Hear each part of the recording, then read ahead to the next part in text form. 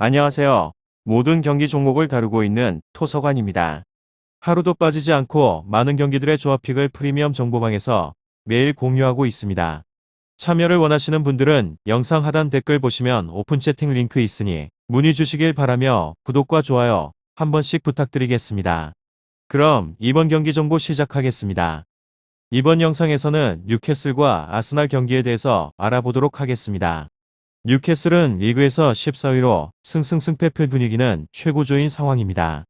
최근 연패를 달리고 있긴 하지만 리즈가 첼시에게 패배를 하면서 잔류를 확정지었습니다. 하우 감독도 놀라운 기분이고 선수들과 클럽 모두에게 감사하다며 기쁨을 숨기지 않았습니다. 에디 하우 감독 부임 이후에는 리버풀과 맨시티를 제외를 하고는 홈 패배가 없다는 점입니다. 연패를 달리고 있긴 하지만 리버풀 맨시티가 상대이기 때문에 참작에 대한 가능한 경기 에디 하우 감독도 맨시티 전 이후에는 리버풀, 맨시티전은 좋은 학습 기회였습니다. 잠재적으로 개선점을 알려주었다며 긍정적인 코멘트를 남기기도 하였습니다.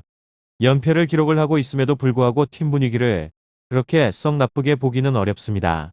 이곳은 측면을 이용해 볼 수 있습니다. 생막시맹이라는 온더볼에 뛰어난 선수들도 있기도 하고 많은 활동량으로 인해서 상대를 압박할 수 있기도 합니다. 특히 아스날이 수비진의 누수가 심한 편이기도 하고 측면에서 불안한 모습을 보이게 될 가능성이 높은 상황입니다. 다만 홈에서 4위 이상의 팀을 상대로 하여서 득점에 대한 기록이 없을 만큼이나 고전을 하게 되는 경우가 잦다는 것은 유의하셔야 합니다.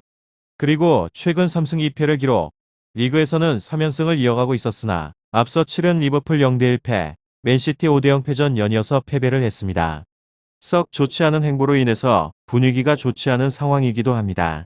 특히 직전 맨시티 전에서는 중원 핵심 뮬럭과 쉘비의 부재가 상당했습니다. 상대와의 중원에서의 싸움에서 일방적인 열세를 보였으며 균열이 생긴 후방 라인은 대량으로 실점을 허용을 했습니다. 다가오는 아스날 리그 4위전 역시 코어 장악을 기대를 하기는 어렵겠으며 실점 역시 피하지 못할 것으로 예상이 됩니다. 리그에서의 2경기 연속으로 득점을 기록하지 못했습니다. 생막시망 스피드를 활용한 역습 전개를 펼치고 있긴 하지만 기대만큼의 활약을 보여주지 못하는 중입니다. 또한 핵심 일선 우드 역시나 장점인 제공권에 대한 능력을 확실하게 살리지 못하기도 하면서 부진에 시달리고 있습니다. 직전 경기에서의 중원 싸움에서의 열세를 보이기도 하며 고작 28.6%의 볼 점유율을 기록했습니다. 더불어 팀이 시도를 하게 된 전체적인 슈팅이 단 7회에 그치면서 전방으로의 볼 공급 또한 원활하지 못한 상황이기도 합니다. 다만 주요 수비 자원의 이탈을 겪고 있는 아스날을 상대로 하여서 한 골 내외의 득점은 기대해 볼 수 있을 것으로 전망해 봅니다. 결장자는 페르난데스, 헤이든, 레위스, 쉘비, 윌럭, 프레이저입니다. 그리고 아스날은 리그에서 5위로 승승승패 토트넘에게 통안의 패배를 당했습니다. 그렇지만 리그에서의 전승을 거두면서 챔스에 진출할 수 있는 상황이기도 합니다. 그러나 일정상으로 분위기가 좋은 뉴캐슬과 강등 싸움을 하는 에버튼이 남아있기 때문에 일정상으로는 불리한 상황입니다.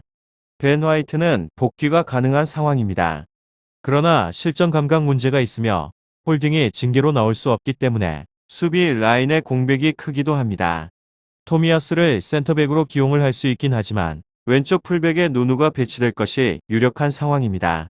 누누는 출전할 때마다 불안한 모습을 노출을 하면서 팬들에게 신뢰를 주지 못하고 있습니다. 이곳은 다득점을 바랄 수 있는 상황은 아닙니다. 은케티아의 성장세와 전방 압박은 인상적이며 그러나 중원과 측면 누수로 인해 빌드업 체계를 개편해야 하는 상황입니다. 특히 왼쪽 누누의 불안감과 마르티넬리의 결장으로 인해서 특히 좌측에서 답답한 모습을 보여줄 확률이 높기도 합니다. 최근 5경기 4승 1패를 기록, 직전 토트넘 3대 0패 전 대패로 인해서 연승에 대한 흐름이 끊겼습니다. 앞서 치르게 된 메뉴 3대 1승, 웨스트햄 1대 2승, 리즈 1대 1승전 모두 실점을 허용하기는 하였지만 직전 경기 대량으로 실점을 허용을 하면서 균열이 생겨버린 수비 라인입니다. 특히 홀딩의 퇴장 징계와 가브리엘의 부상 이탈이 아쉬운 상황이기도 합니다. 화이트가 복귀하기는 하였지만 견고한 수비를 기대하기는 어려울 것 같습니다. 최근 뉴캐슬이 득점 부진에 시달리고 있기는 하지만 한 골 내외의 실점 가능성은 열어두는 편이 좋습니다. 이들의 득점 가능성은 높습니다. 중원에서의 핵심 자원들의 부재를 안고 있는 뉴캐슬을 상대를 하는 일정입니다. 중원에서의 점유를 통하게 된 경기 운영으로 인해서 뉴캐슬을 상대로 하여 코어 장악에 큰 어려움이 없을 것 같습니다.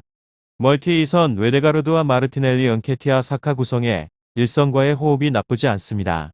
측면을 활용을 하게 된 역습 전개가 활발히 이루어지는 중입니다.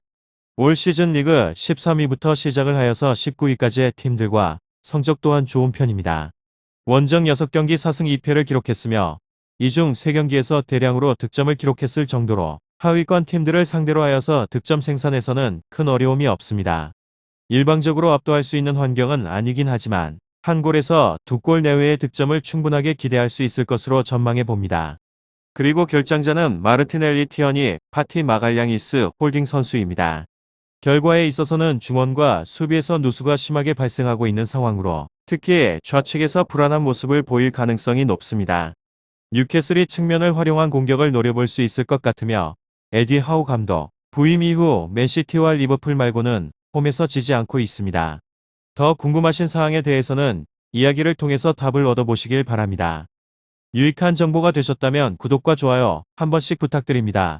그리고 최종 조합과 정답치는 항상 프리미엄 정보방에서 항상 공유하고 있으니 참고해 주시고 이번 영상 마무리하겠습니다.